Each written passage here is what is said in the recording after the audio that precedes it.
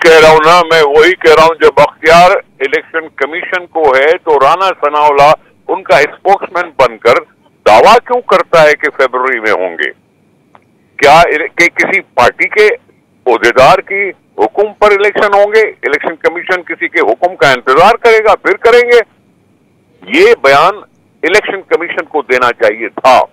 अब भी हमारी डिमांड इलेक्शन कमीशन के साथ है कि वो इलेक्शन का शेड्यूल अनाउंस करें। इलेक्शन कमीशन ने उबहम पैदा कर दिया कि उन्होंने अपने हल्के बंदियों का शेड्यूल तो दिया, लेकिन इलेक्शन की तारीख नहीं दी। अभी जब इस तरह से उबहम पैदा हो जाते तो फिर हमारे सवाल नाजायज नहीं बनते। हमें पूरा हक होना चाहिए पता करने का कि हम इन इलेक्शंस के को कितनी माना देते हैं, कितना उनको इंपॉर्टेंस देता है। तो किसी मिनिस्टर को ये कह देना, मैं समझता हूँ गलती मुस्लिम लीग कूद से हुई कि वो बीच में कूद पड़ी और उन्होंने कहा कि जी हम दावे से कहते हैं कि जी फरवरी में होगा।